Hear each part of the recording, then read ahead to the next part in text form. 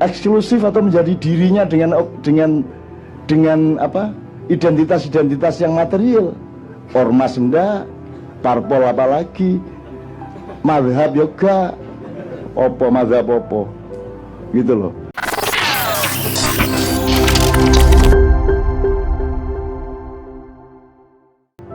Bagaimana kalau bangsa Indonesia ini seperti Garuda? Garuda itu kalau umur 40 tahun, karena dia umurnya mirip manusia ya, 60, 70, 80 gitu. Ya. Kalau dia umur 40 tahun, dia punya naluri, disuruh Tuhan untuk pergi ke gunung. Di sana dia akan mematuk-matuk semua batu dan mencakar-cakar semua batu. Goalnya adalah supaya paruhnya lepas, semua kukunya lepas. Nah begitu lepas dia tidak bisa apa-apa lagi. Disitulah ujian, dia akan hidup lagi atau dia akan mati. Begitu dia hidup lagi, maka cakar yang baru itu adalah cakar yang perkasa. Gitu loh. Nah karena ini bangsa mungkin sama Tuhan ya nunggu 70 tahun lah.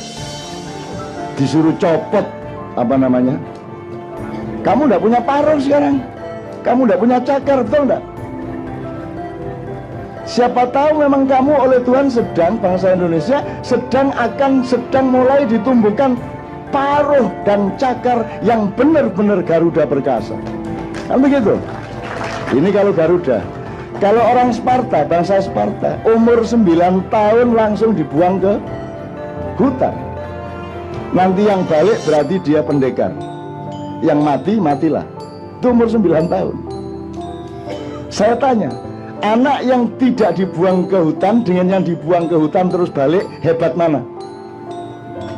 Hebat yang dibuang ke hutan. Sekarang saya tanya, Anda ini sama pemerintahmu dibuang ke hutan apa dipelihara? Enggak dibuang, cuman ganok nggone akhirnya melayu nang alas kan gitu. Jadi saya tanya, berarti lebih sakti mana bangsa Indonesia atau bangsa lain yang dipelihara dengan baik? Bangsa Indonesia. Itulah sebabnya Mak Iyah tahan seperti ini. Gitu? Jelas ya? Tarsan no. Mak Iyah Tarsan ya, gitu. Oh, Tarsan tuh dahsyat toh. Enggak gampang. Masa Tarsan masuk angin? Enggak mungkin. Tarsan mencret tuh, Tarsan kok mencret. Dia tangguh luar biasa. Dan Anda punya ketangguhan. Ini teman-teman Malaysia sekarang diam-diam meskipun mereka menghina kita, tapi diam-diam menyekolahkan anaknya ke Jogja. Sangat banyak yang sekolah dan kuliah di Jogja. Kenapa? Karena mereka mendengar dan kagum kepada orang Bantul yang tidak sampai 2 minggu bisa recover gempa, dari gempa yang begitu dahsyat. Tidak sampai 2 minggu loh, saya Sri Sultan Mbah Marijan Bupati Bantul mengumumkan Jogja mandiri, Bantul mandiri, tidak perlu lagi ada bantuan nasional maupun internasional. Kita umumkan di pusat gempa di Pleret. Dan di Bantul berdiri lagi rumahnya, dan sehari setelah gempa itu sudah tidak ada orang cemberut lagi. Guyang guyu, cengenges, ketemu saya alhamdulillah. Kok alhamdulillah rumah saya diterima oleh Allah Subhanahu wa taala. Coba itu kan tingkat kesadaran, Mas. Bener nggak? Tingkat kesadaran. Bukan rumah saya hancur, dia bilang rumah saya diterima oleh Allah. Baru saya bikin, belum saya tempati 1 minggu sudah diterima sama Allah. Loh, itu tingkat kesadaran. Ya teman-teman sekalian, jadi saya memberi catatan kepada Anda bahwa Anda ini mungkin anak kecil yang oleh orang Sparta dibuang. Dan orang Sparta inilah yang kemudian dengan hanya 300 prajurit mampu mengalahkan 10.000 prajurit yang ya menahan.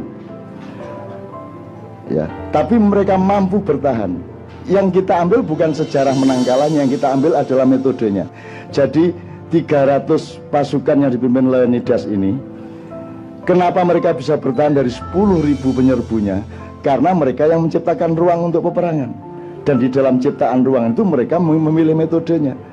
Kalau Anda masuk ke medan perang lawan, Anda diatur oleh lawan Anda. Kalau Anda pakai pola berpikir Mak Iyah, Anda tidak bisa diatur oleh orang lain. Maka di Twitter kan Anda menciptakan peperangan sendiri toh. cengenges dewi ana ngomong apa kok tablek celek menang kan gitu kan. Ini Leonidas ini. Tamengnya berbeda, pedangnya berbeda, ada yang pedang panjang kayak si tombak, ada tombak yang berbeda. Tamengnya tidak untuk menamengi diri tapi untuk melindungi sebelahnya. Jadi ada sistem kebersamaan yang luar biasa. Dan Anda terbukti mampu 13 tahun seperti ini terus menerus. Teman-teman sekalian, itu berarti Anda pikir Ma'iyah cuma Anda sama saya? Anda pikir dia bukan gelombang? Anda pikir dia tidak meresonansi? Dia akan terus menerus melahirkan. Karena dia gelombang, dia partikel, dia akan terus ada. Entah bagaimana bentuk pewarisannya dan regenerasinya, tapi dia akan terus. Apalagi Ma'iyah tidak punya pamrih untuk menjadi eksklusif atau menjadi dirinya dengan apa? Identitas yang material. Ormas enggak, parpol apalagi, mazhab yoga, mazhab gitu loh. Tapi kalau dilihat frekuensi yang didalami di Ma'iyah lebih luas dari semua yang dikenal di dalam mazhab-mazhab. Bener nggak? Lu karena persoalan kita ruwetnya kayak gini loh. Maka kita harus mau merespon dengan bervolume-volume, berdimensi-dimensi kesadaran yang luar biasa. Apa yang dilakukan Leonidas dengan 300 prajuritnya melawan 10.000 itu sama dengan yang dilakukan oleh Rasulullah dengan perang Badar. Karena dia akan diserbu oleh 2.500 pasukannya Abu Jahal, sekutu, padahal pasukannya Rasulullah cuma 300 juga. Ya, 300 juga. Maka nomor satu yang dilakukan Rasulullah adalah memilih medan perang. Maka diajak ke 250 km dari Madinah ke Lembah Badar. Dengan dia pilih ruang itu, maka dia bisa atur strateginya. Lawan harus terikat kepada strategi ruang yang diciptakan oleh Rasulullah. Akhirnya Anda tahu menang Rasulullah, meskipun menangnya itu ya dengan dalam tanda petik diplomasi dan akal-akalan sedikit sama Allah itu. Saya ulang, saya kira yang sudah S2 Ma'iyah sudah ngerti inilah. Yang semester awal ini ya, kan Rasulullah mengatakan gini, ini pasukannya bukan prajurit bener mas, ini saonone arek lanang lah. Wis pokoknya berangkat kabeh, ayo saya arek angger lanang berangkat wis angger gak wandu wis berangkat wis. Wah, berangkat semua. Itu pun sudah mas 200 km, 230 km jalan kaki, panasnya kayak gitu. Loyo udah sampai tempat, sampai Badar udah loyo. Pasukan gerak ngene iki. Dikenek-ngene karo Rasulullah tiba gitu. Udah bukan pasukan, bukan prajurit, pokoknya saanane. Tapi Rasulullah bilang sama mereka, ya ayyuhan nas innama tunsoruna wa turhamuna wa turzaquna bidu'afaikum. Wahai pasukan Islam, kalian akan diberi pertolongan oleh Allah, kalian akan diberi kemenangan oleh Allah, dan kalian akan diberi rizki oleh Allah. Tetapi tolong tahu, itu bukan karena kalian hebat, tapi karena kalian datang ke sini untuk membela orang-orang yang engkau tinggalkan yang lemah di kampungmu.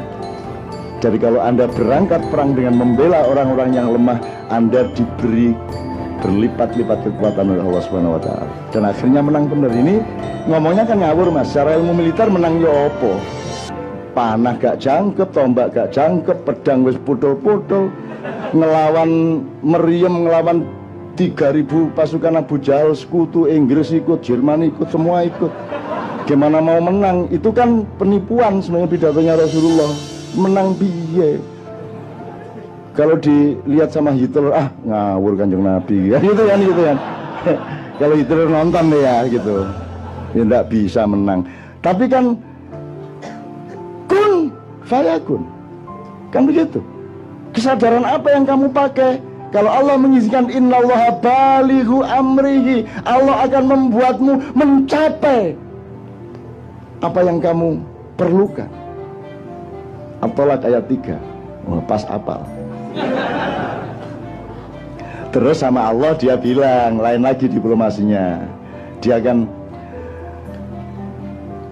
hatinya tidak diomongkan, hatinya gini, ya sorry ya saya ngomong gitu, ya Allah ya gimana dong, mosok saya tidak kasih semangat mereka, ya dibombong-bombong dikit lah, ya mosok saya bilang wahai pasukan Nggak mungkin kamu menang. Oh iki mek anane arek lanang. Mustahil, masa ngono panglima perang. Pemimpin apa yuk? Pemimpin harus bilang engkau akan diberi kemenangan oleh Allah, kan gitu Rasulullah. Seperti Bung Karno. Kita bukan bangsa tempe. Kita adalah bangsa yang digembleng jatuh, bangun lagi, digembleng jatuh, bangun lagi, digembleng jatuh, klepek. Tidak bangun lagi. Anek dadang dibanting ping telu gak bisa tangi dengan itu ya teman sekalian ya. Terus sama Allah bilang, Allah kan ngerti, nggak usah dia ngomong ya sorry lah Allah, aku agak bombong dikit, tapi saya ikhlas kok. Saya mati ndak apa-apa, Islam kalah ndak apa-apa, pasukan saya mati semua, seluruh Madinah dikuasai Abu Jahal, saya ikhlas ya Allah. Udah terserah, ini apa adanya kayak gini ini, terserah saya, udahlah EGP kata Rasulullah. Asal engkau tidak marah kepadaku, asalkan engkau ridho kepadaku, maka aku menderita tidak masalah, aku mati tidak masalah, Islam hancur di bumi tidak masalah, asalkan orang-orang yang syahid ini engkau cintai. Itu kalimatnya Allah kepada Rasulullah. Kalimatnya Rasulullah kepada Allah, ilam takun alayya ghadabun fala ubali. Fala la ubali itu artinya gak paten. Jadi sekarang jelas wiritane. Kalau Anda utang gak nyaur-nyaur, aduh gak iso dodol apa meneh iki wis. Akhirnya kapaten. Wis kapaten wis gak apa-apa. Wis nganut. La ubali. Kan kalau diterjemahkan kapaten. Boleh enggak wiritan bahasa Jawa? Ayo anak sing larang gini. Kalau Betawi gimana kira-kira? Gumaha Allah baiklah. Emang gua pikirin.